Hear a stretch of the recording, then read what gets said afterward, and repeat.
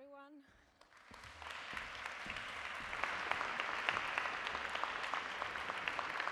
Hi and welcome.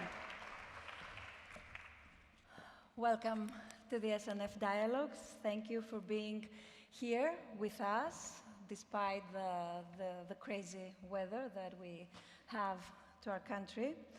So let's start and let's take a look around us. I'm pretty sure that it will not be so hard to address climate change or even crisis, wars and conflicts. You can also address inequity and human rights violations, immigrations, of course, and poverty, financial and energy crisis, political turmoil, and the fact that every day, anytime, even real time, a flow of horrible news is flooding our news feeds, our screens, and consequently our minds and our lives.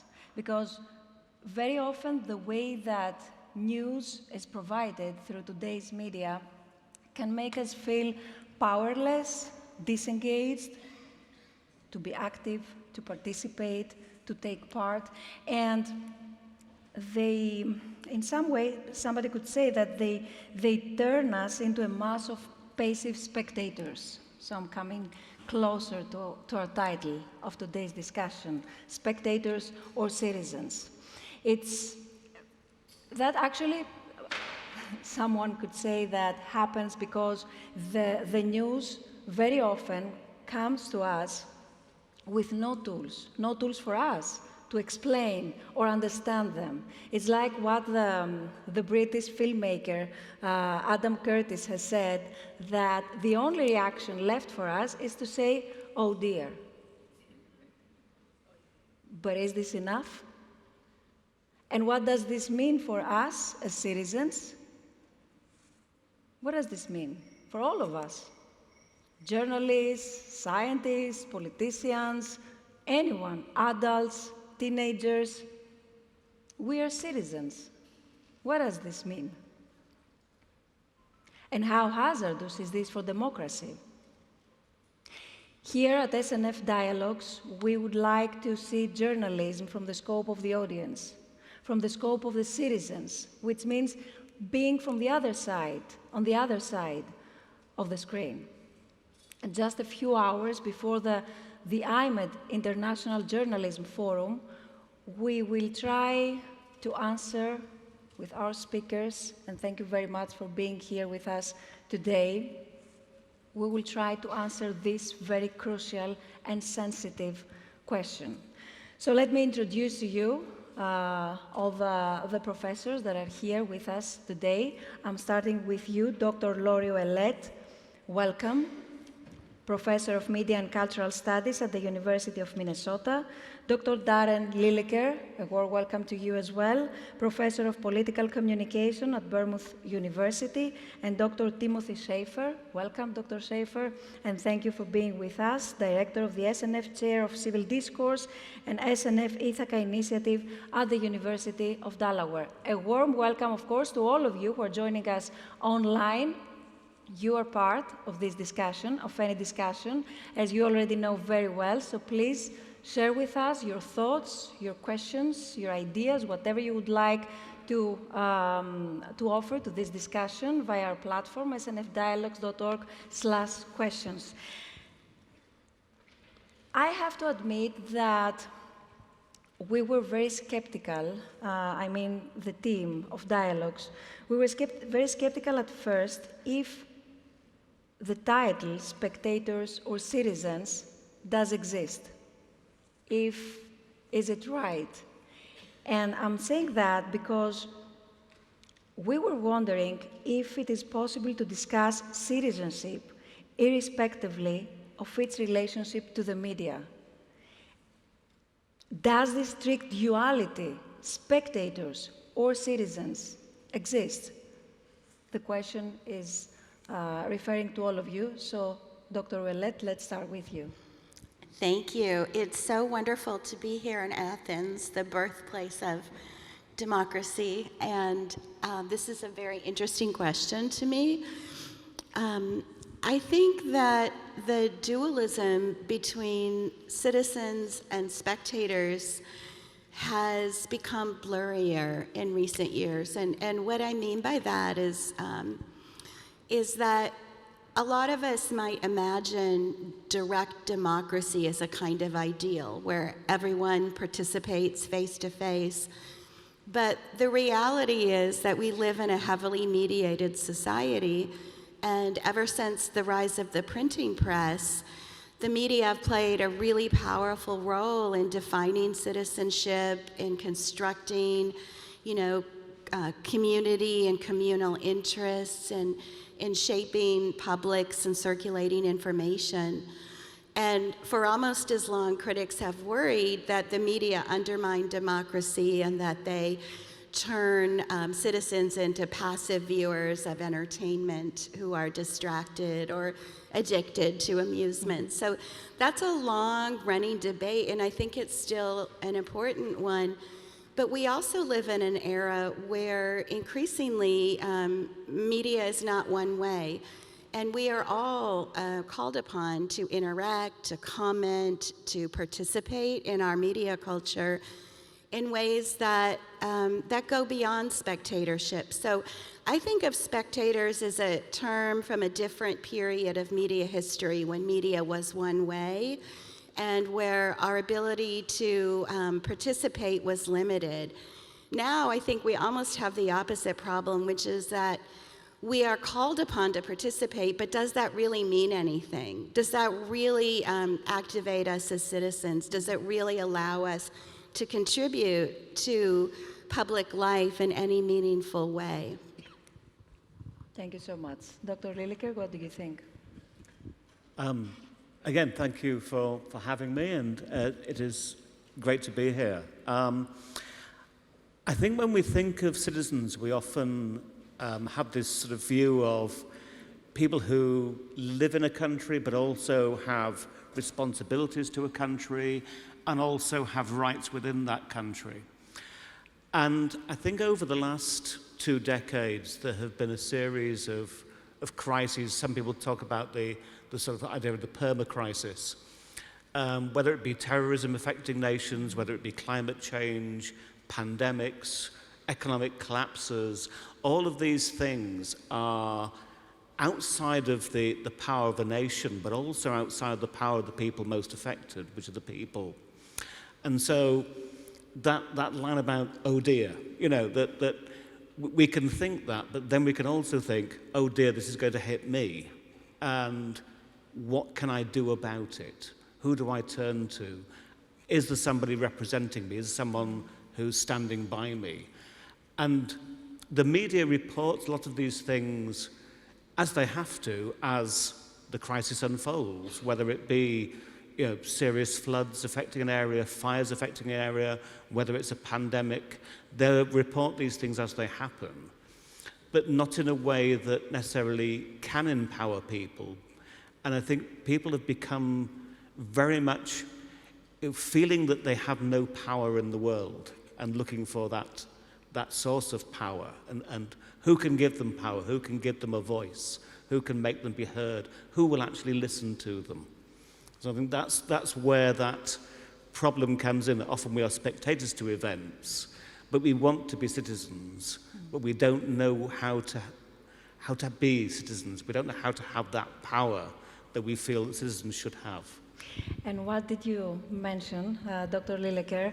It reminds me, Dr. Schaefer, because you were there. That's why now I'm telling that to you, and of course to all of you. During the conference of the Stavros Niarchos Foundation, the Nostos conference, which took place last June, we had a discussion, and one of the key points of this discussion, a dialogue discussion, it was what comes right after our vote.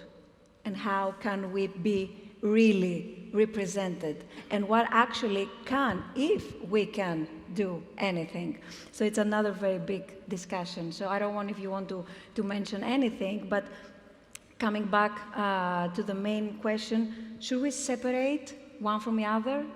I mean, citizenship and media? Yeah, this is a great question, and again, thank you for the opportunity to be here and to join this wonderful group, both in person and online.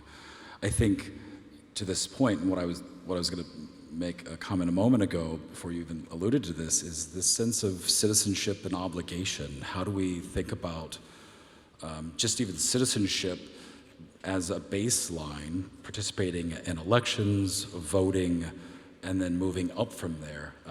You know, some of the language we use at the Academy is around thick and thin notions of citizenship.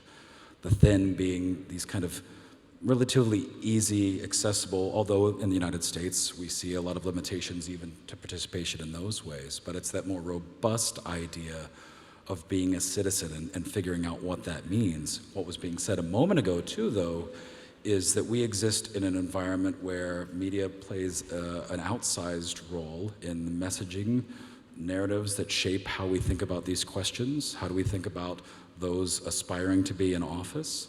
But also being able to leverage these.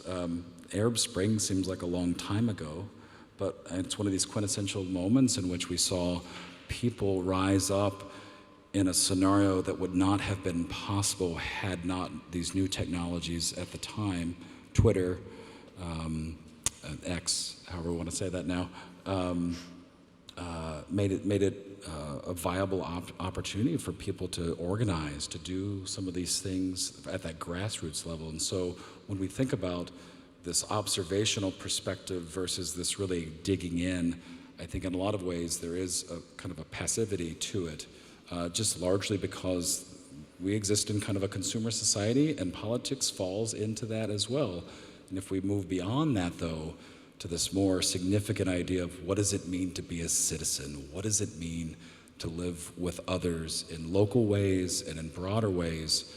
I think that for me, I spend a lot of time thinking about it in the local fashion. So how do we focus on those environments where we can do things rather than just kind of frustratingly voice opinions about something that's beyond? Thank you very much. That was a very interesting round. And right after, we will see the new ways of participation, let's say, or ways so that media are trying to keep active citizens or the audience. It's very interesting to see which is their effect, actually. So, but this is a question for later. Why, Dr. Ouellet, why journalism and media are a public good? And actually, as a journalist, my question is, are they still a public good? Thank you for answering that question. My field of expertise is in broadcasting and television, so my response is going to be situated there. Historically, television and radio before it were considered a public good in the sense of a public utility, something that should be universally available to everyone, and also a cultural resource that was universally distributed, much like public education.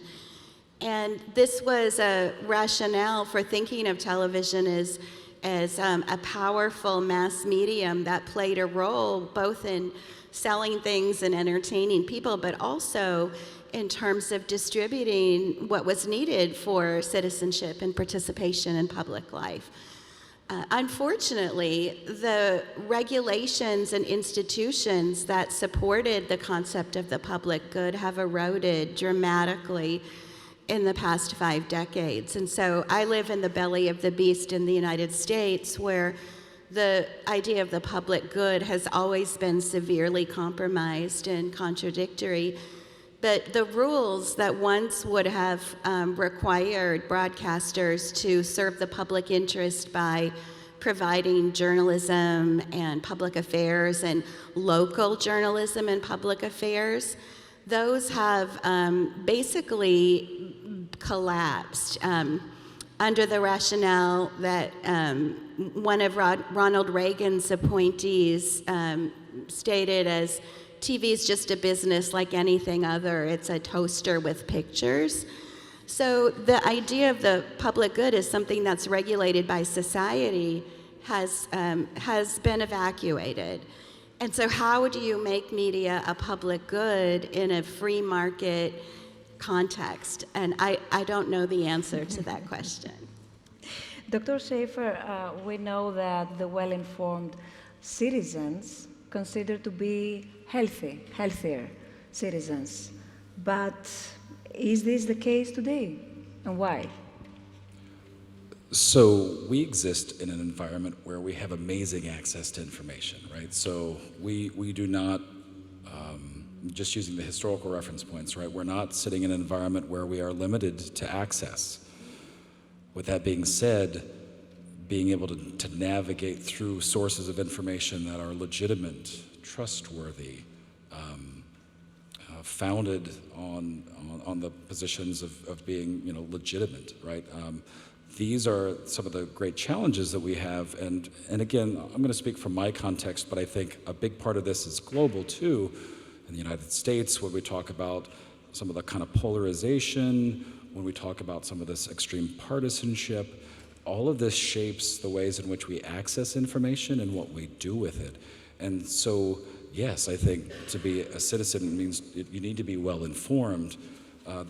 One of the great challenges, though, is the ability to see beyond one's own kind of preferences, the inclination to go to the familiar sources that align with your own views. It's this confirmation bias that is so significant right now that it's very difficult to look at national broadcasts or even kind of more localized information in a way that you don't have these preconceived notions. And so for us as citizens, it's very difficult to move past that in any sort of productive way. Is the press the fourth estate?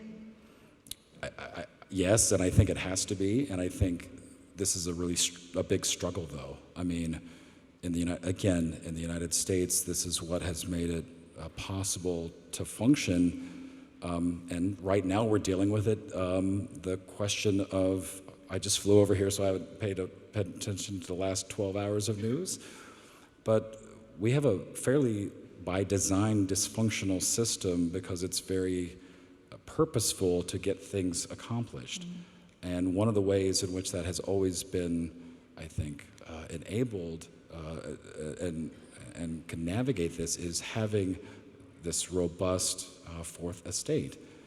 One of the big challenges is now when these systems by design start to fall apart or people use the positions of power to kind of break apart the ability to work together or to have this information shape what they're trying to do, we are coming into this sort of place. But we can't disconnect, back to the public good mm-hmm. point. Mm-hmm. Media have never been disconnected from profit, right? These sorts of things, even in the kind of public broadcasting space, like the ability to make that possible. And in the 1930s, for example, it was, some of what I study is from that era, how they used radio. So it's fascinating, but this is one of our big challenges is right now of how do we bolster something that's really in decline? People are unsubscribing, they're not paying, the revenue, all of these sorts of things. Many of them are moving to nonprofit models. So many efforts to try to mitigate what seems like the retreat, because anybody who takes these stands for journalism in a more traditional sense, they're losing because it's not the performative, it's our spectators kind of mm-hmm. piece, yeah. Dr. Lilleker, during the discussions that we had with all of you before this event, you mentioned that economically marginalized people feel they have no voice in today's media landscape. On the other hand, we see that news are out there, more available, and due to technology, more accessible than before, for sure. So why is this paradox? Firstly, obviously the digital technology has allowed anyone to have a voice to some extent. But there was a critique by Matthew Heinemann now 15 years ago, I think, that said anyone can speak, but not everyone can be heard. And that is I think, becoming increasingly true. When he looked at the sort of media landscape, he compared the sort of people who became journalists and the people who were prominent online. They were of a certain class and a certain education. That has changed. It's now really more about clicks, but earning those and being able to speak about political issues in a way that you're allowed to say what you feel in the way that you say it without getting a backlash is a big problem. I think where media often struggle is when they package news, when they try to bring in people's voices, it's for particular editorial reasons. They want a voice to say this. So the marginalized views, those views that aren't necessarily fitting with what the editorial agenda is, don't get heard. And often people say they don't see people like them on the media. Media today require new ways of people's involvement, according to what you just said. For instance, new programs invite people to participate to live surveys, or we see that reporters give the floor to people in Vox Pops, or even reality shows. They call the audience to a live voting. Is this a kind of participation? Is this a kind of active participation? Or is it just an illusion? What do you think? There's an interesting study done some years ago by Stephen Coleman, and he looked at the people who voted in the television programme Big Brother in the UK, and comparing young people's participation and engagement and involvement in that, and compared that to local elections. And of course, none of the young people, very, very few took part in local elections, and few had high engagement in the same way as knowing who all the candidates were, knowing their backstory, knowing more about them than simply their name on a paper, their party. And I think that's one of the problems in a way that people feel they are empowered through reality TV. They can make their choice. They could decide who wins a program, or they feel they can contribute to that. Whereas with democracy, with it being much bigger, with problems often seen and often are insurmountable, things like climate change, for example, the individual participation in something is seen as fairly futile. But they feel empowered by that because they're part of it, they're in the moment with it.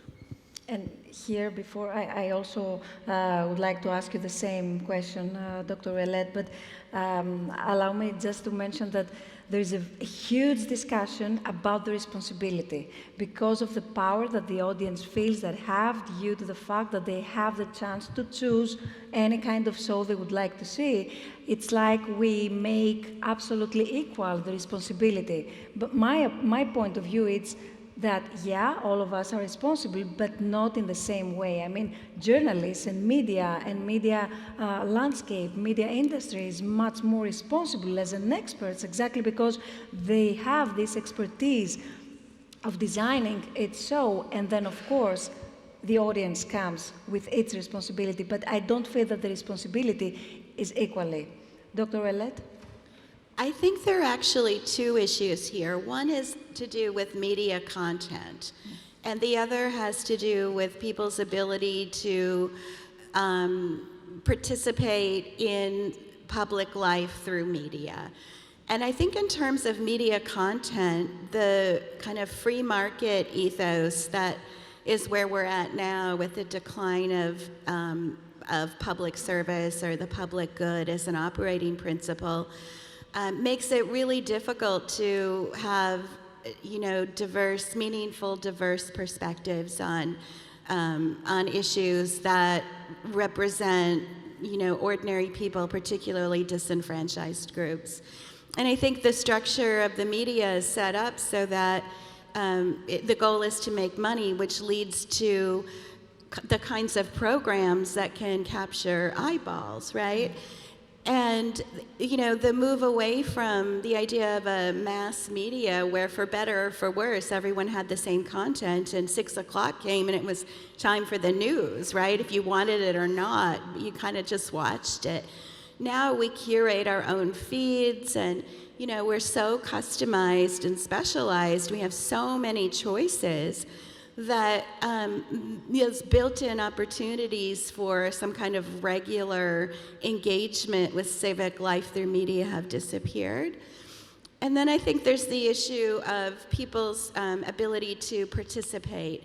And this goes back to why I think the term spectator might not be the right word. I think we are invited to participate and be active through all these new technologies and take polls and go on television, on reality shows, and we live in a kind of consumer or media democracy where there's an idea that we are invited to participate. And my opinion is that's about monetizing our experiences and our clicks more than any real invitation to shape media culture. But I think the question is, what does all that activity or participation translate into? Does it prepare young people for citizenship if they vote for, their favorite idol? Does it serve any kind of purpose? I mean, some people go on reality shows with a cause or an issue, and those are important possibilities. As a structure or a system as a whole, I think that, the commercial underpinnings of, choice and interactivity are very, very limited. Since you have spent many years on researching television, I would like to tell us more about the relationship, this very unique relationship between citizens and television. It's very interesting to understand where does this relationship stand right now, exactly because today, as we said, you have already mentioned the power of digital media, the fact that they're so popular, the new tools they offer to the public, to the users, etc., etc. Yeah, so television from the outset was something that scholars and critics and even journalists worried about because it was considered to be inferior to print. And because it was a mass medium and it went into people's homes and it was on all day and there was just a kind of flow of content that was geared to what was assumed to be the lowest common denominator. So the people with the, minimal education, catering to wide interests all at once. And the idea was that TV was dumbing down the intellect and dumbing down the culture. And that was one of the reasons why I think there was such strong interest in public broadcasting or regulations that would require broadcasters to provide programming that was specifically designed to cultivate citizens. So that's one unique thing about the medium. But we've moved away from that era. Now we have cable channels and streaming platforms, and what is TV anymore, right? And there are very few regulations. And as I mentioned, we cultivate our own feeds. And so I think television isn't blamed so much or solely for the demise of democracy. But it is often cited, in terms of the reality TV phenomenon and the way in which some of the iconography of democracy and citizenship have been hijacked and brought into popular entertainment. And so, as you know, television is awash with reality-based programs, and those programs can be seen as a kind of template for a different kind of citizenship, right? I'm thinking of The Apprentice, and Donald Trump got his start, became a household name on a show that traded in, ridicule and kind of demeaning insults aimed at ordinary people who were invited to go onto TV, and that kind of ethos is carried over into his social media. So I think TV's become much more connected with newer media. But it's also, as a deregulated commercial medium, I think it's kind of let go of that constant attempt to make up for what it was assumed to be as a, kind of detriment to democracy. Yeah, Oh, please. I just keep thinking of Postman here. I think it was 1985. He wrote a book called Amusing Ourselves to Death. I think it was 1985, and it was all about, TV was the reference point, and his lament, when you're talking about this kind of inferior to the print, and his lament was that we were, having this kind of movement away, and he was even saying the 30-minute show, how is that long enough to get into any sort of substance? And I think about that now, of 30 minutes in any focused way on any particular topic is so long in contrast to how we spend time now, whatever we define, media kind of as, is because we are now down to just moments, images, right? Let alone even from a few years ago when we would think about, the number of characters of tweets or Facebook posts or things like that. And so this kind of movement away from this complexity, right, to the various voices that don't simply have people serving as caricatures of their communities, for example, and not actually being able to represent the uniqueness of who they are rather than being put into a category that flattens them rather than gives them life. So I didn't mean to interrupt. It felt like... No. It's a live dialogue. Yeah, well, I guess we're doing it, right? So there we go. I realize the following, that although we are looking for news, or even for real news, at the same time, we have surveys. According to them, we see that many people decide or choose to avoid news. And to be more specific, in a recent study, many of those avoiding the news call them doom and gloom, while another survey showed that this feeling of powerlessness led to 58% less traffic to news sites. Just as a notice, keep that both surveys have been run by Reuters Institute in collaboration with universities, the first one specifically with University of Minnesota. The question, Dr. Lilleker, Professor Lilleker, to you, what is the problem with the news today? I'm not sure if there are problems perhaps with what the content of the news is. There was a famous quote, I think it was Lord Northcliffe 150 years ago, who sent his journalists out and said, "Get me a murder a day," because gore sells on the front pages.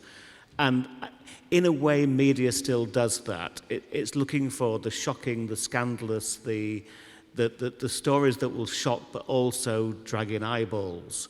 The attention economy is out there and the media is a key player in it, and so is social media, and they're competing with them. But I often wonder, when people give reasons for avoiding the news, if those are responses to a poll, and that actually the problem, that the reason they avoid the news is there's something better on the other side. If you come to the UK, we have 3 public service broadcasters, and they run news between 6 and 7, and then Channel 4 takes over 7 o'clock. There's also a rolling news channel all the time. Now, the quality of those, that is open to debate. They are free from state intervention, largely. They're definitely free from partisan bias. But the news channels don't get many viewers, and they're competing with the self-curation, the things that people are recording, whatever's on Sky. All of those different media channels that are out there, they're competing with. And so people say, oh, well, that's doom and gloom. I prefer to watch the crime drama or film or celebrity television. So I always wonder, when people respond to this, do they give what we call the socially acceptable answer? I don't want to watch it because I find it upsetting, rather than, actually, I want to be entertained, I don't want to watch news. So there's kind of a problem there where the news is trying to attract people all the time, trying to pull people towards them, but people also maybe don't want hard news, they want to be entertained. And unless there's something, a politician's been caught having an affair, or in the UK at the moment, Russell Brand and his, various sort of scandals in his life, those things are entertaining. But once that goes off and it gets into harder news, people don't necessarily want to engage anymore. They don't want to know about that. There may be other reasons for that. And we will talk later a bit more about the relationship between entertainment and news, because this is a very challenging, unfortunately, reality, but it's a very challenging relationship. Dr. Schaefer, how does this affect the citizens? The fact that they avoid news, or the fact that they feel, as Dr. Lineker just said, so upset with news? So it's a great question, and I'm going to use a recent car trip with my kids to answer it. I have 4 kids and a wife, and we do a lot of road trips because that's how our life is. And in the United States, you get in the car and drive. And we listen to a lot of NPR, the National Public Radio station. So they broadcast lots of wonderful programs, but there's always news bits.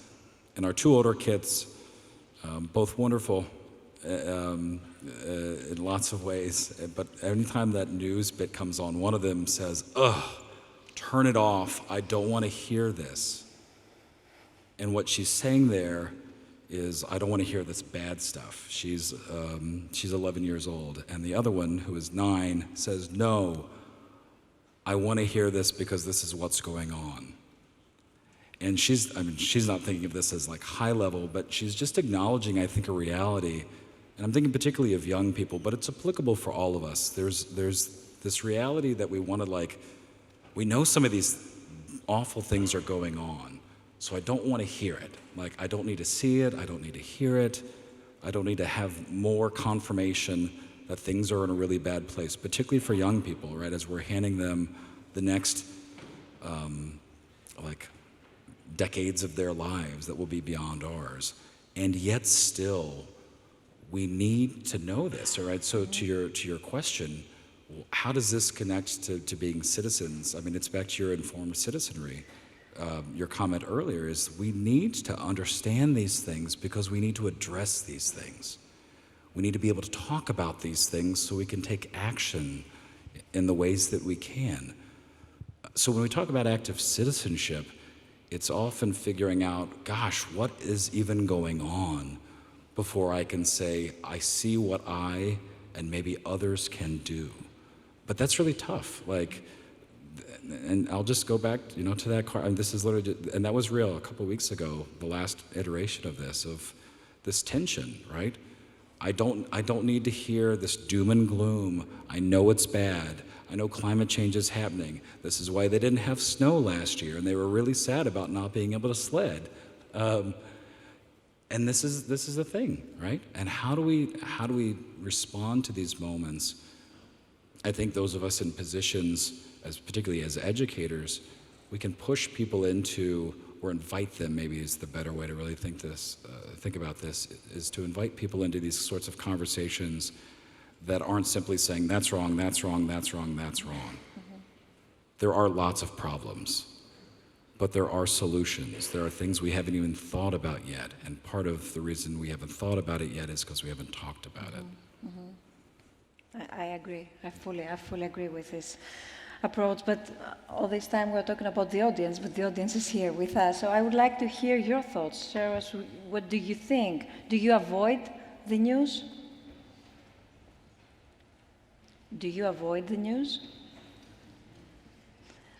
I see many people saying yes, but why?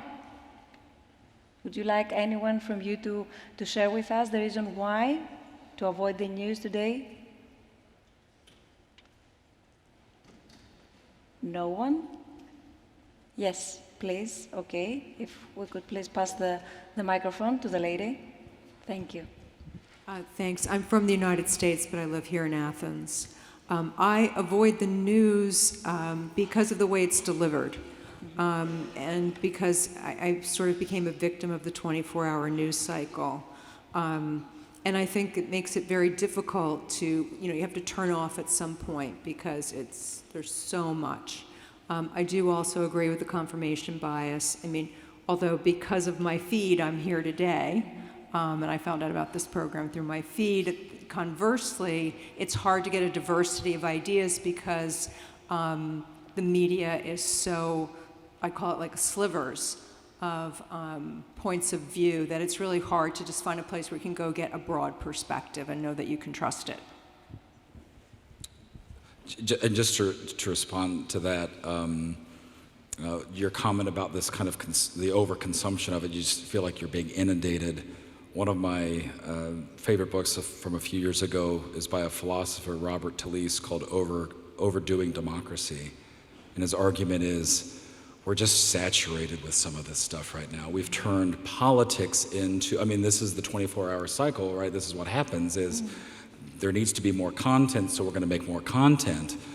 And we're foregoing the other types of things that give us relationships with people around us, right? And his argument, and again, I'm going to use an American example because this is what he says in the book. Go hang out watching your kid play the sport, stand along the fence line, have conversations about things that are apolitical, right? Get to know people in these kind of baseline ways, which is striking that we have to be told to do that. But I think part of these systems, because we have the ability to be constantly entertained with the things that we want to see, sometimes we forget that maybe we should step back and actually be in environments where we're hearing other things that might not be what we want to hear or hadn't really thought about, because we haven't chosen to see that in front of us in that moment. It's something else. Thank you very much. And here, you wanted the microphone, please. The microphone. And Dr. Ouellet, you wanted also to add any comment to what we've heard from the lady? Okay. Μπορώ να μιλήσω στα ελληνικά. For sure, βεβαίως. Εγώ απλώς δεν εμπιστεύομαι τις ειδήσεις, γιατί βλέπω ότι είναι κατευθυνόμενοι οι πληροφορίες που μας δίνονται και ψεύτικες πιο πολλές φορές. Thank you very much. It's a lack of trust here. It's the core of the problem, I would say. So the lady shared with us that I avoid the news exactly because I don't trust the news, and exactly because I believe that news and consequently the whole media landscape is fully manipulated. And consequently, I feel that I hear and I receive fake news. Yeah, I sometimes feel like that, that when we speak of journalism and news, we need to always step back and remember that this is a highly mediated cultural product, right? It's providing an interpretation of reality and of public life that's coming from somewhere. Where's it coming from, right? Is it representing the interests of the owners or the shareholders of the global corporations that control media? Likely it is, right? And I think that there's also some merit to the idea that there's an overload with cable news channels. Those channels no longer operate, in terms of providing investigative journalism and really deep analysis and really working on problems at the local and national level. It's really more, in my opinion, about, ongoing live coverage of, the Titanic submersible versus the hundreds of people who died in a boat coming from Libya to Italy at the same time, right? It's about the drama of these, stories that can be presented as a spectacle or as entertainment. And it's also about a kind of partisan chatter that has to do with the way that media channels are now branded. So the communities of belonging are, not necessarily our local communities or our national communities. There are media brands, right? So there's Fox Nation, and then there's MSNBC for a, kind of a different lifestyle cluster. And the problem with that is that it doesn't allow us to see what we have in common. It doesn't allow us to think of our membership and, a kind of a common with interests that are diverse, but yes, also that converge around issues like the environment or climate. It doesn't allow us to encounter perspectives, and it presents partisanship as a, as a commodity that is utilized for very little purpose other than to monetize attention. So I get it why people are fed up with news, to be honest. And dramatizing the news, it was something that you also mentioned, Dr. Lilleker, during the one of the calls that we made before this event and discussion today. Yeah, and it's part of the media's place of the attention economy is to get clicks. And while you have the rolling news, you have the news bulletins, many news producers are producing content constantly, pushing it out online. And mostly they use clickbait. Even a company like the BBC, they will over-dramatize stories. There was a story this weekend in the UK of a man from Essex that went for a drink and woke up in, I can't remember where he woke up. He woke up somewhere else abroad anyway. Barcelona, I think. I think I remember it right. And the actual story was somebody who went out, got drunk, decided to go to the airport and fly to Barcelona. But then kind of because he was drunk, he then kind of fell asleep and didn't realize what he'd done or something like that. But it was more complicated, and I think that's one of it's an example of one of the problems with the media is that they try to pull people into a story, dramatize it, make it perhaps a lot more dramatic than it actually is, in order that we click on the headline. And you often see these stories that are very similar to the newspaper front pages where what they wanted you to go and buy it because you've got to find out what this headline's all about. And then going back to the citizen aspect of that, when reporting politics, the dramatization of politics, the dramatization of the processes behind politics, do politicians like each other? Do they get on? Is there a big disagreement? It doesn't really talk about the fact that there should be possibly debates in politics, but focus on the personal disagreements and why these two people are disagreeing and what they both want to get out of it, which again turns us from being citizens to think these people are representing me, my views might be represented, to know they're representing themselves and their own ambitions, and I'm a spectator to it. I don't want to be necessarily, but I am forced to be a spectator to it. And that dramatization to go through so much of news in order to get clicks, in order to get attention, and can also cause people to distrust the news when they read it and go, well, actually, this is what you're really saying. It's a non-story, or it's a very complex story, but you've simplified it and made me think this is happening. Doctor, excuse me, a personal question. When did you arrive here in Greece? Monday. What day is it? Today's Wednesday. Yeah, it was Monday about 11:30 at night. Thank you so much for all the details. The reason I'm asking is because while I was hearing you, you remind me a lot what's going on here in Greece. So I'm pretty sure that you've watched Greek TV. I haven't watched Greek TV, no. There are many political issues those days, and very, very, very extremely personal details about politicians. Mm-hmm.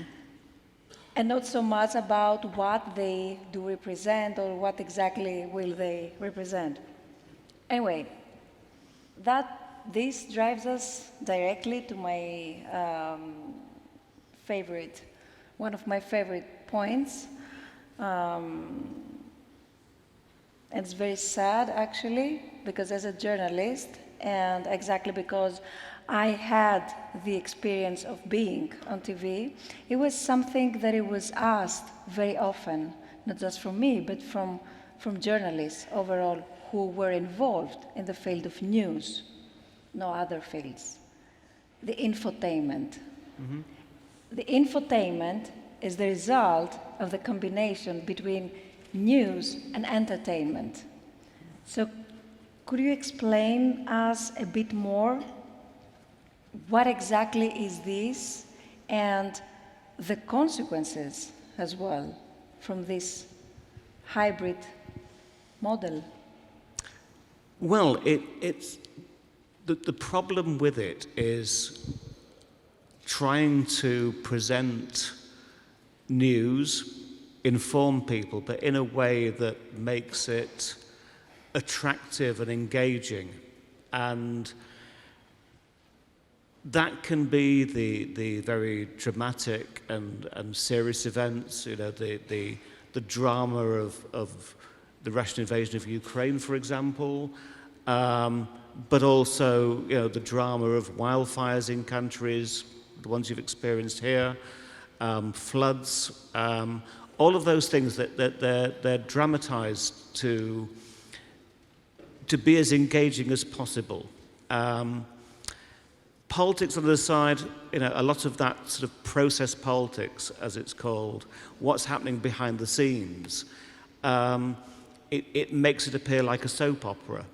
And now people can engage with the soap opera, it's very entertaining to watch, but not necessarily entertaining when you think, oh, and these people are actually running this country. So it's a problem of how people engage with that. And we've done some research on process politics. We find it makes people cynical. If all they hear is what's happening behind the scenes, people become more cynical about the motivations and the reasons for being in office that politicians hold. We don't know as much about the big dramatic events and how they are made engaging and entertaining. I think there's also a big question about what the news agenda is. You know, why, you know, as you were saying about the submersible that went down to the Titanic, you know, well, you know, that's an event, but there are much bigger events going on in the world. Why was that the top of the agenda? What's the choice of that? And why they just make that choice? Is that because they're a certain type of person as opposed to the, you know, the larger numbers that died crossing from Libya to Italy? There's all those sort of questions, and it links into that thing of the more marginalized people feeling, well, people like me don't make the news unless we kill somebody that looks like somebody else. You know, we're excluded from that kind of news. You know, we play this role in the news, but we don't play a positive role often enough. Or similar problems of just not having a voice and not being heard. So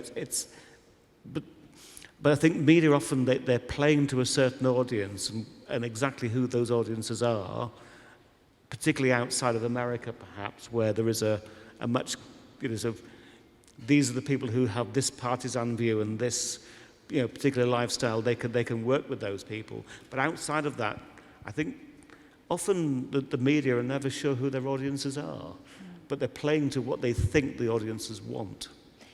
And how, if and how, then, has modern politics adapted this kind of new way of passive citizenship in its rhetoric and strategies? I mean, on the one hand, we have the infotainment, but on the other hand, we also have, actually not on the other hand, in parallel, we have politicians embrace their so-called celebrification.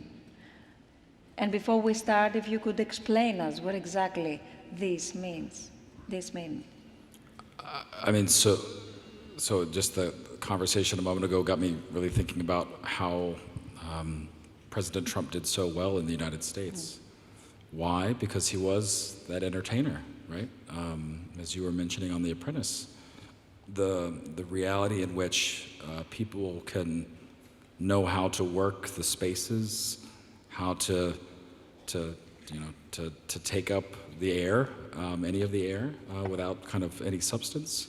We're not talking about policies. I mean, this is one of the realities when we talk about how has this shaped politics, is that it's about performance. It's not about substance. We're not talking about marginal tax rates or some of these other things we're talking about,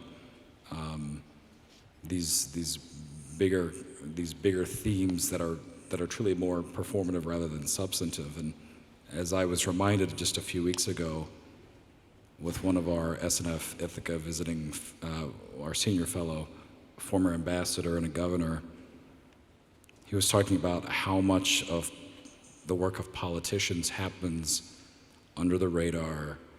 It's not on the stage. It's not always being talked about.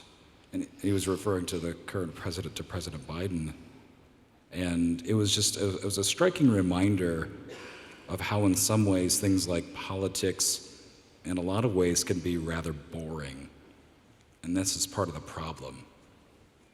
It's not exciting. It doesn't take 24 hours, as the person was mentioning, to tell the information's that worthy of that day. And back to the 6 o'clock hour example, it could be done in a way that was presented to a common population, to an audience, it really couldn't be done in a way that would have marginalized people, whereas now this fragmentation makes it so easy to do that. I kind of deviated from your question a little bit, though. I feel that you have already answered how politics today adapt this kind of information, this kind of news, but also this kind and this new kind of passive citizenship, and how they become, actually how they support whatever we do call nowadays as a celebrification, which is the example you just shared. Yeah, and I think the other piece is, too, of how, again, this kind of passivity of citizenship is that what's the ask? What is being asked of you as a citizen by a politician? Is it fairly baseline? Is it more substantive? That's why President Obama, for example, his whole campaign of "Yes, we can" became such this organizing principle, because he was a community organizer and he recognized this sort of language. We're also seeing this being used, though, by, again, former President Trump, and now as he continues to campaign for office again, of how do you kind of get people behind you in these ways. And sometimes all it does is require a very baseline participation, right? And that's where my comment about that thin and thick idea of citizenship comes into play. In a lot of ways, the expectations, and I would argue the hope by many politicians, is that they only do that baseline. Get me into office, I will do the things that I say I'm going to do, but not much more.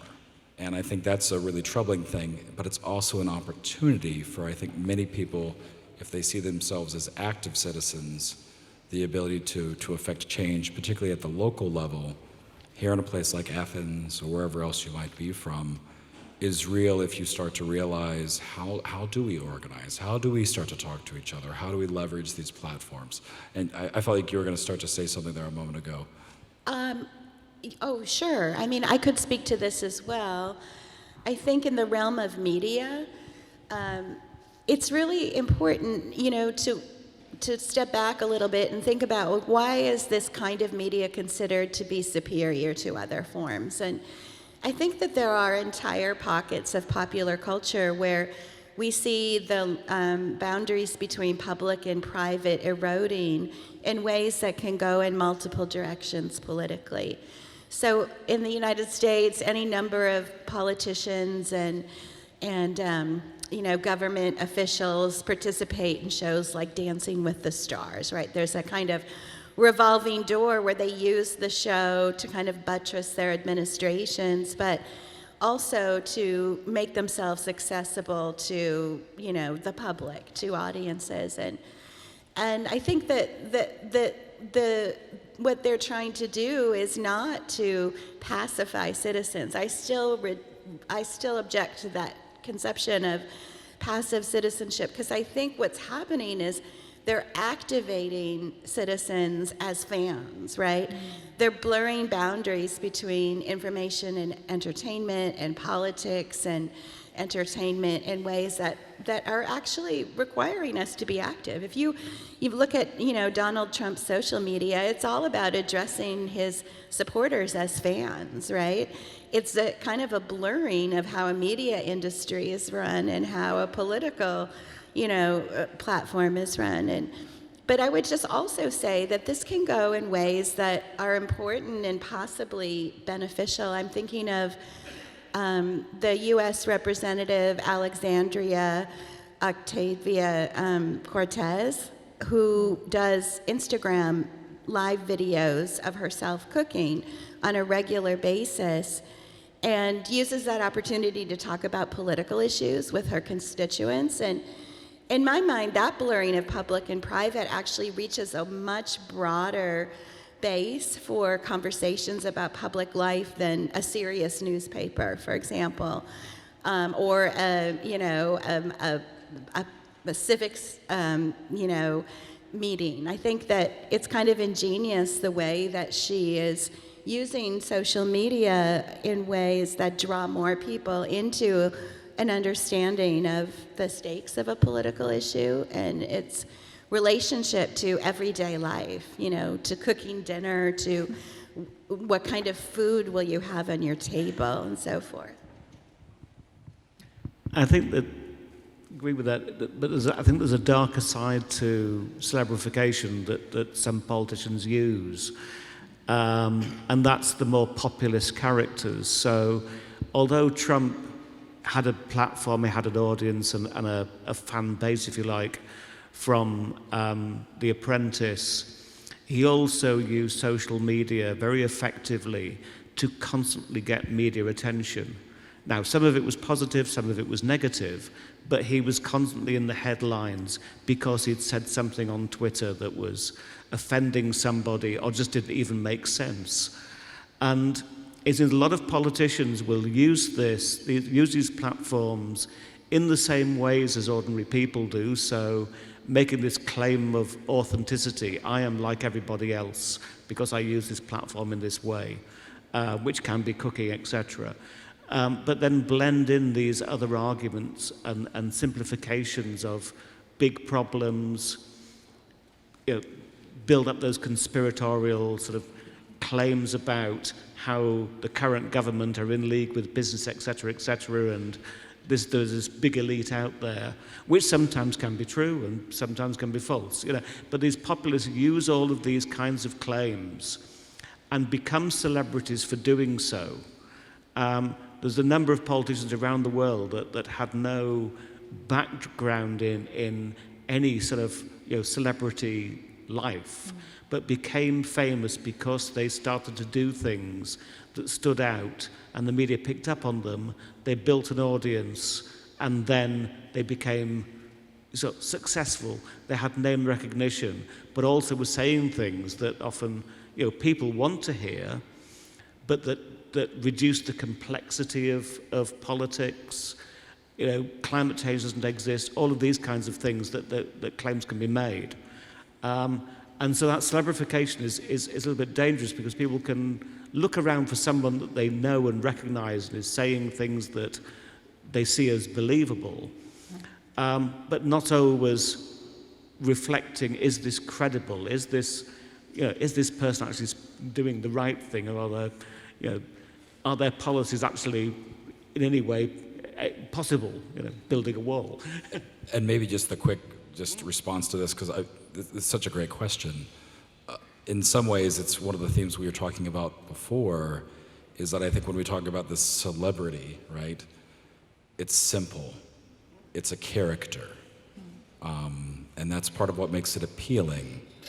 When we start to talk about someone who's more complex or nuanced, and then all of a sudden that part falls apart because that headline, that doesn't work anymore, as we were discussing previously, right? So this whole sense of the appeal of this, it does have, I think, the allure, which is what puts many people into this kind of position, if they're able to, right? How do I lean into this if I'm trying to advocate it? And yet, once you look at it or inspect it a bit more, you realize it's a little bit empty, and I think that's the downside. Going back in the 80s news landscape and history, we saw the liberalization of the media industry. And of course, the emergence of many private media that operate based on profit. It's something that you mentioned a couple of times, Dr. Ouellet. Can you explain us how this milestone affected the narrative of the media and especially the way news is represented? Yeah, absolutely. So in the 70s and the 80s, there was an embrace of market values as a way of organizing media, particularly in the United States, but also in Europe and other parts of the world. And that's where you see the idea that if we only have more choices, our media system will be better.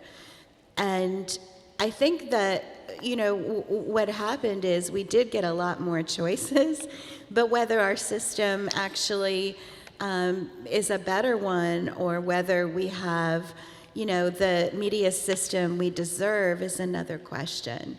So liberalization referred to, what I talked about earlier, the erasure of any government regulations that would require broadcasting to provide a public service. And it also referred to changes that allowed commercial competitors to enter into the media arena so that public broadcasting wasn't the only game in town. And the idea was that if we have a marketplace of ideas, then we will have diversity, we will have something for everyone, we will have more information, better information. And I think in retrospect we can see that didn't exactly work out, right? That the market alone is not going to be able to ensure social values, universal access to information that we need, which isn't necessarily what's showing up in our Facebook feed, right? To, creating points of commonality, to identifying issues that need to be talked about, to providing forums for discussion and debate, for connecting ordinary people to places where they can become involved in their communities. All of those things are social goals. The market is not going to provide those unless it's required to do so. Because under a market system, what matters is profit, and that's why we see so much branding and catering to, consumers and incentivizing people to become involved and to interact as a way to kind of monetize their participation, not necessarily to invite them to play a meaningful role in either the media or in public life. So that period, in my opinion, was a disaster. Not that we shouldn't, have lots of streaming platforms and channels, but that has crowded out the idea that societies need to have conversations about what the objectives of media are, and that we need to have non-commercial media that can provide some of the social goals that fall by the wayside in a free market model. But in this model that Dr. Ouellet just mentioned, we didn't have social media. Today we do have the place to discuss, no? This feels... Anyone can talk to anyone, to Holy- anybody. Holy smokes, what a question, right? This is part of it, right? We can see dramatically what has happened, and to remember that social media, as we understand it now, has only existed for... Go ahead. And they're private corporations. Yes. They're monetizing our attention. They're selling us things. They don't really want us to be part of a civic democracy. No, absolutely, right? I think we're experiencing some of that right now again, while we're watching the effects of the ownership of X, formerly known as Twitter, right? That many academics have started to have used Twitter for a long time as a platform for lots of exchange of ideas and things, and many are trying to move to other platforms, but everybody's trying to figure out what that next platform is. There have been about 3 or 4 that have seemingly kind of died a bit. But more general populations, right? I mean, when we're talking about these things being around since the mid 2000s in many ways in their infancy, but they are they're not designed to be a forum, right? They are not designed for that. They can be leveraged as such, but fundamentally, they are doing the same things that were being mentioned earlier, right? It's the ensuring your eyeballs stay on it. You're scrolling and looking at. I mean, you all do these things too. I'm making an assumption. Maybe I shouldn't do that, but like I do, at least myself. You realize after a period of time, you've looked at a bunch of things, but nothing at the same time. And so the 1980s did not have this dilemma. So I think this is, part of what's just added to this, right? The systems have amplified to where even in many ways in the United States, Fox News is no longer seen as the right kind of position, right? Left-right kind of politically. There are others that have positioned themselves in new ways because they can. Some streaming services and others that now fill these voids or are creating spaces between them, right? And so there's just this real dynamic, but we've always, even when you're talking about the 80s, if I could just take one more second here. Sure. I was thinking about one of the periods that I study as a researcher is the 1930s and the 1940s, this democratic moment, and the leverage of radio at that time. And there was something that later becomes the NBC Meet the Press, which is a Sunday morning roundtable, talking heads, DC. But before it started, there was something called the Town Meeting of the Air, Town Meeting in the Air. And there are these moments when these aspirations existed of how do we get people to actually leverage technology, communication technology for some public good. And very quickly, I think, they realized it was kind of boring, right? And then it started to move to what we now know it to be, right? And if you look back at those times, let alone even decades ago, it has really changed, right? The way in which it's more performance rather than substance. But social media did not exist in 1980, 1985 or whatever, but it has, I think, only built upon the foundation that was laid at that time, that it was by design, and it still is, about profit. Profit doesn't mean it can't be good, but I think we have to fundamentally remember that that's the case.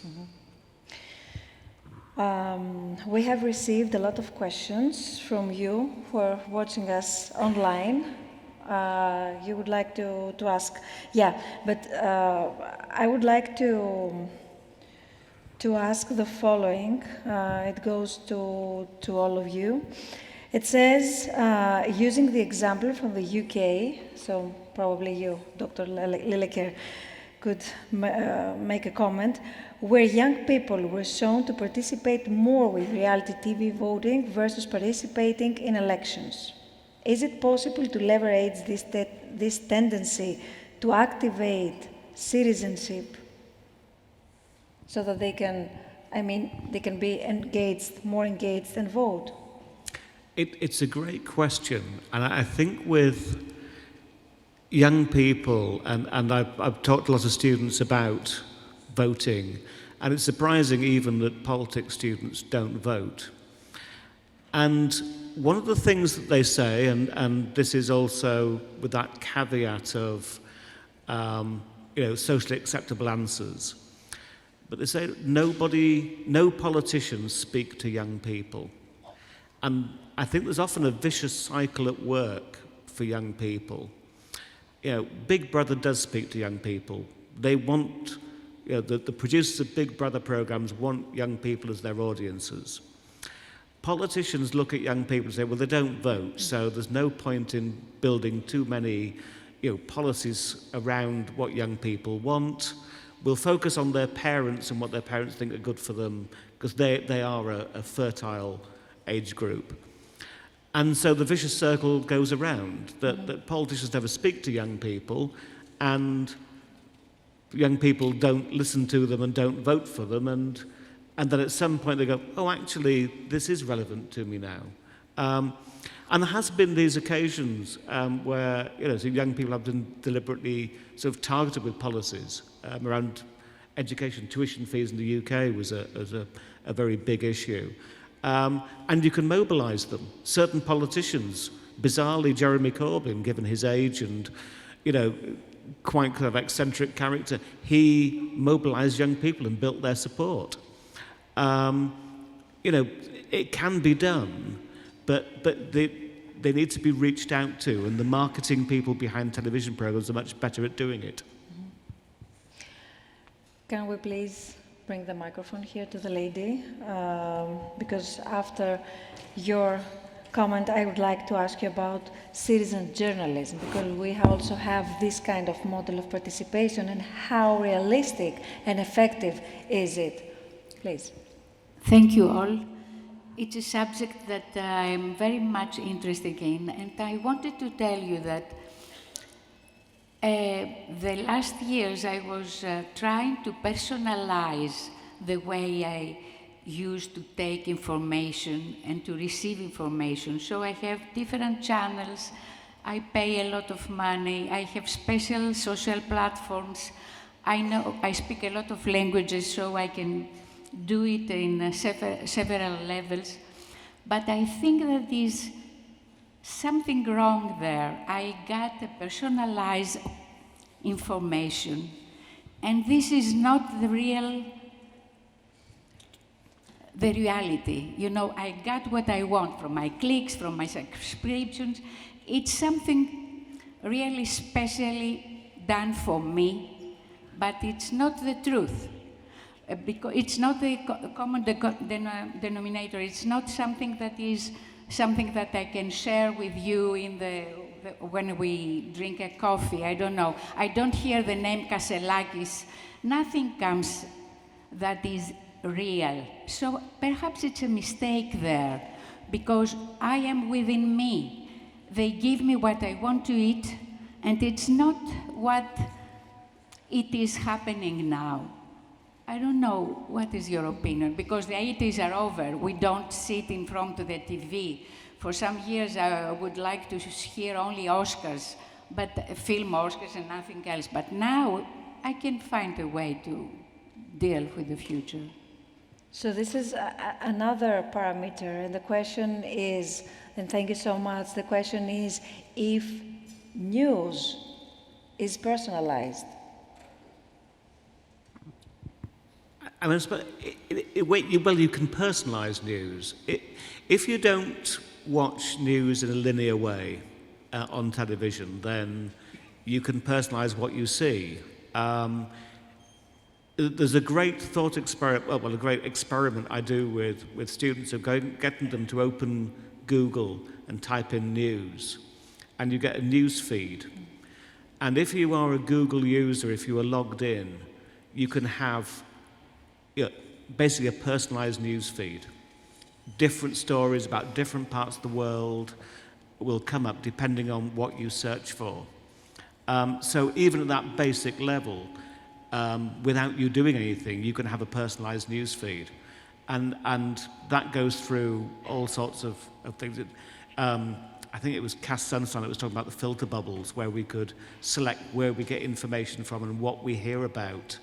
And I have friends who know nothing but sport, and preferably certain sports and certain teams, and they will consume that on an hourly basis because they'll produce the news for them, but they're not interested in anything else.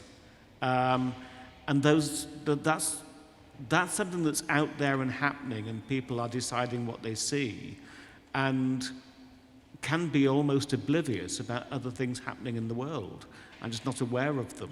And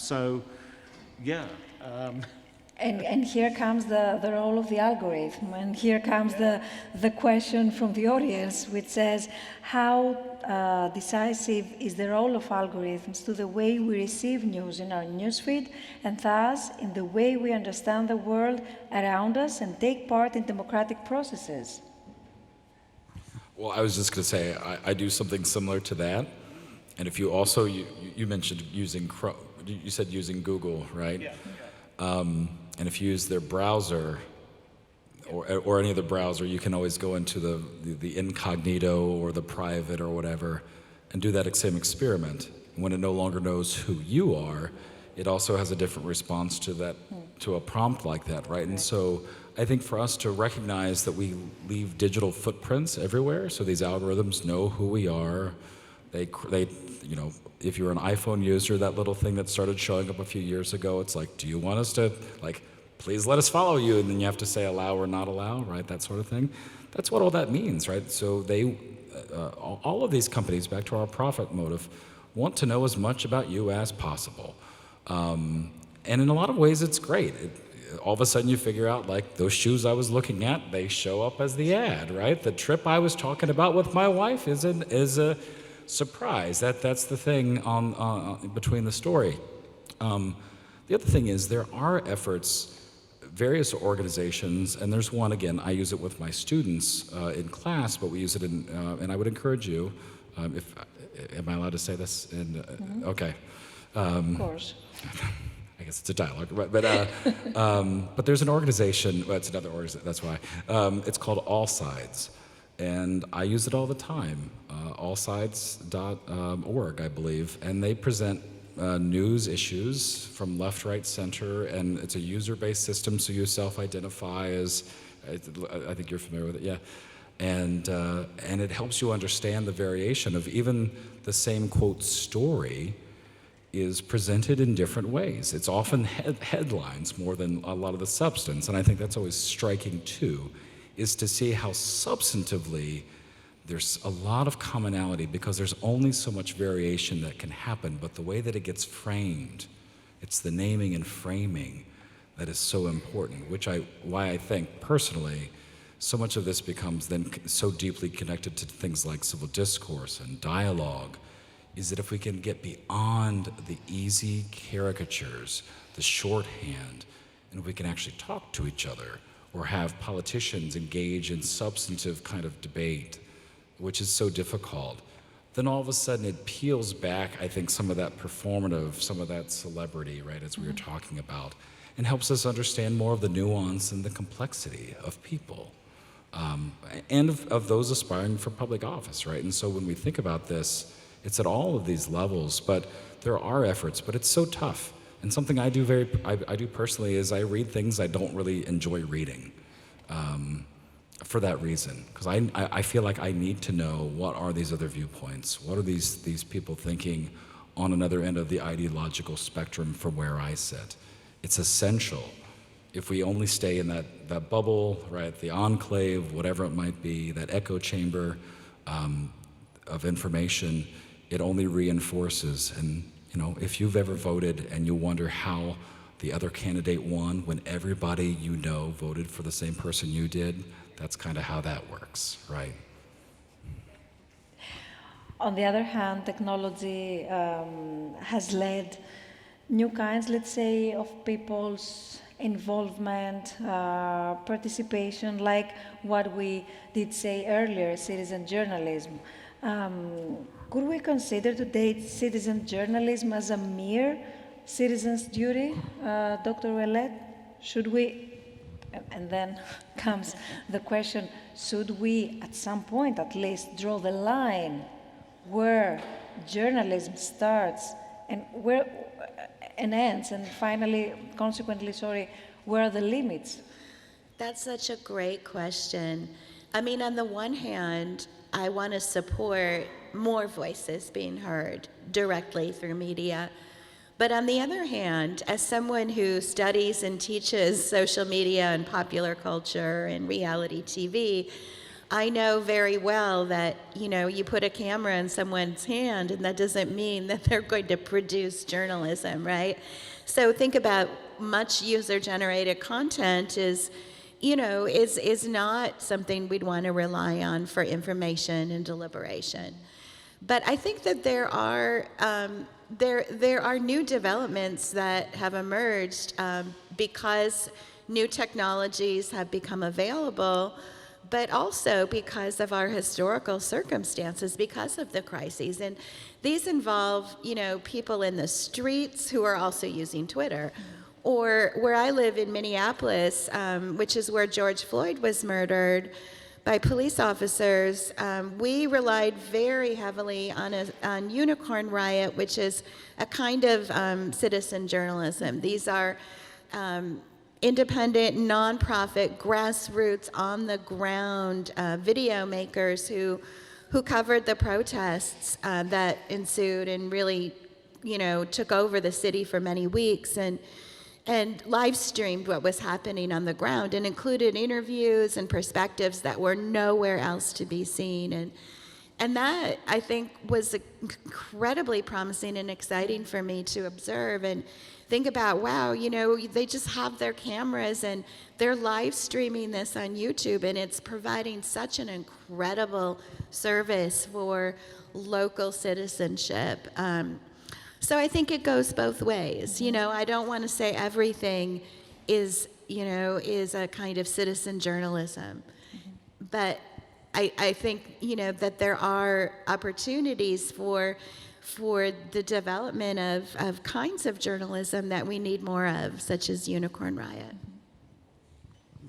Do you want to add anything? Yeah. I think sometimes we have to be a little bit careful about how we define citizen journalism as in terms of what is journalism, and that idea of, collating news, checking, etc. But I think there's a huge role for alternative media forms that tell stories.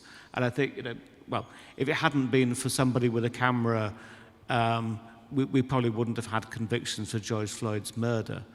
But also, in parts of the world where the media is heavily controlled, many marginalized communities that are under severe discrimination use live streams to film abuse by police, etc., or live streams from protests where they feel there's going to be sort of serious attempts to suppress them.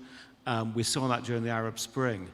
So I wouldn't necessarily describe those as journalism, perhaps more as activism and built on the protest thing. But one of the big advantages of those things is you can take the picture and it's already going out there. It will be there, whatever happens. And so it has that long-lasting power. And if those people want to say they're not abusing citizens and suppressing protests and etc., that evidence is out there. It's there and can be seen. But I'm a bit unsure about the journalism side of that. It's more a kind of a in the moment, documenting what's happening, showing people what's happening, which journalism often is more reflective, or should be perhaps. I agree. And maybe just to add there briefly is that in many ways, citizen journalism was often filling voids, right? It was when newspapers particularly weren't covering certain stories or communities. It helped give voice to stories that literally wouldn't exist otherwise. But the quality, the ability to trust, those sorts of things. Again, back to our technology, right?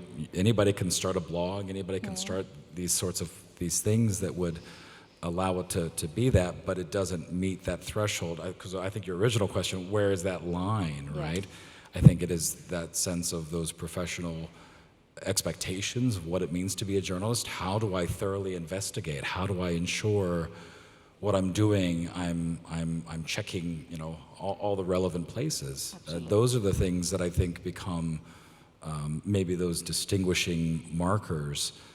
But the only other quick thing I would say about citizen journalism is I'd almost flip it, and I would pose it maybe not quite as a question, but as a thing to consider is how much do journalists think of themselves as citizens?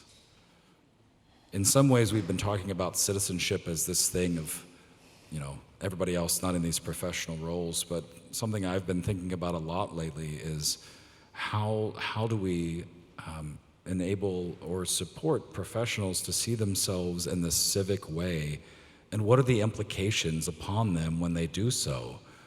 The performative aspect of what we've been talking about so much is it's about getting clicks, it's about getting the profit. But what happens, and I think some of the presentations and the materials here at IMED in the next few days will highlight when people are journalists but are really fundamentally citizens. What can they do? And this drives us directly to the International Journalism Forum, which starts today. And it's very sensitive and crucial for us, all of us, professors and professionals in the field of journalism, but also other experts who can be or are already part of the whole community around news should consider, so that we can redesign and rebuild actually the way of doing our job, of telling our stories, of investigating our stories, of gathering the documents we need, of gathering the data we do need, and not just spreading outside there our opinions. We do need the opinions, we do need the different voices, but I feel that we've totally lost the evidence of whatever we say, of whatever we are waiting the audience to trust us for what. So this is the starting point, and during the next couple of days at this venue here, at this location, more than 100 experts, professors and professionals in the field of journalism will be joining this forum. Dr. Schaefer, you're going to run a very interesting workshop. You did join the conference, and last year it's very important to include also the academic community, to activate the academic community with all this knowledge and all this expertise. And let's think, but let's do. Let's monitor and let's analyze case studies, specific case studies, so that we can see how we can move forward and refine our role, our identity. And if we, first and foremost, journalists who would like to inform the public and the audience, feel okay with our citizenship. So it's very, very crucial and very sensitive. But after all this, and whatever we have discussed so far, it was very interesting, this discussion and exchanging of point of view of all of you. What can we do, if there is any hope? What can we do to restore a collective feeling of citizenship? And what kind of role media can play? Nothing? I just want to give a shout out to all the journalists who I think of journalists and as kind of fighting the good fight and trying to survive in this system, right? Where it's market driven and where the structures to work as a journalist are also collapsing, and so I think there are some really huge structural barriers that we're facing. But I think that just even these kinds of events that you're putting together, where these discussions can happen and where people can engage in, collective ways and mobilize and discuss problems, I think that's a really great start. So thank you again.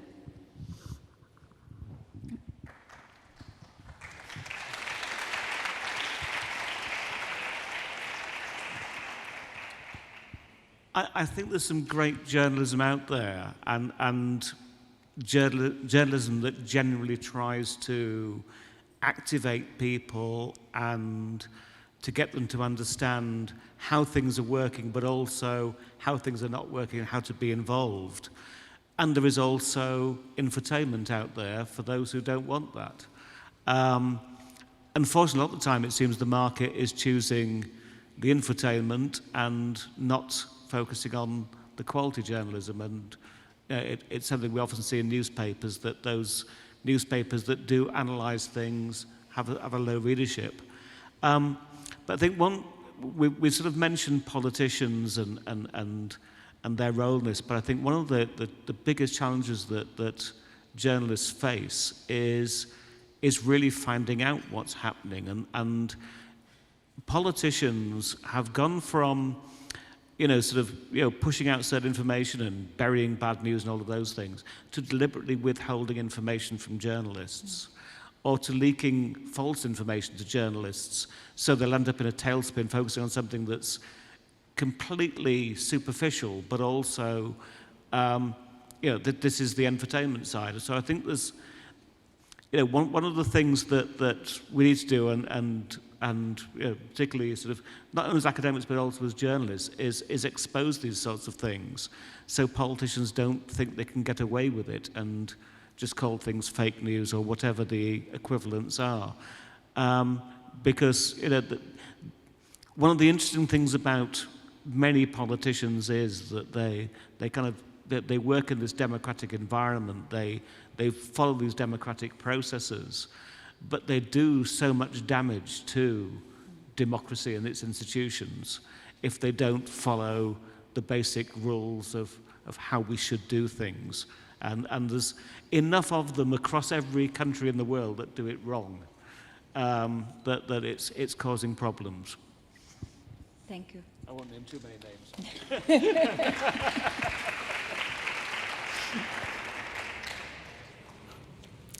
I guess I'll begin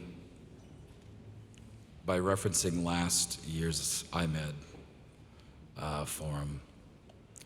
When I was struck by, and I'm not a practicing journalist, I study adjacent areas, but sitting in the room and hearing people talk about how some journalists were dealing with violence, the ways in which politicians were attacking them in different ways, the real difficulty of doing this work, and yet still people do, because I think they recognize how significant it is to have access to good information that is often challenging or difficult to hear. And if we don't have journalists sharing those stories, doing the investigations that need to be done, we just don't know. So I think that's the really important thing. And I guess the last quick thing I would say in just all of this is I've been really thinking about this title of our dialogue. And I think there are moments that we are appropriately spectators. There are things that we observe. We don't need to do more than watch. Not everything requires 100%. But in those moments and in those instances when we do need to move beyond this more passive role into a more, what I would say, an active citizenship, I think figuring out when and how is a really important thing. And having journalists, journalism, information help inform our actions, we can't do things without knowing what to do. And I think that's what journalists do for us. Thank you so much. Thank you so much, all of you, for participating to this very, I'll tell it for 10th time, valuable discussion.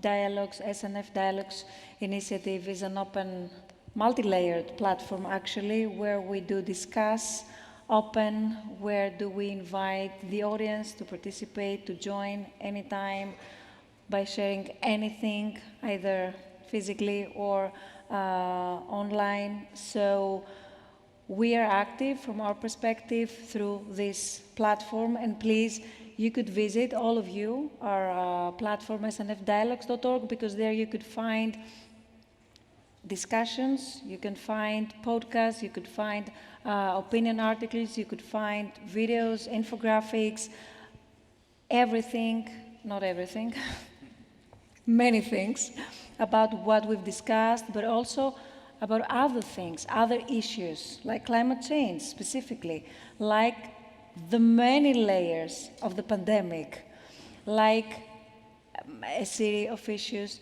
that they do really concern us all. Thank you so much again, and thanks to all of you who joined our today's discussion. Have a good night from Athens.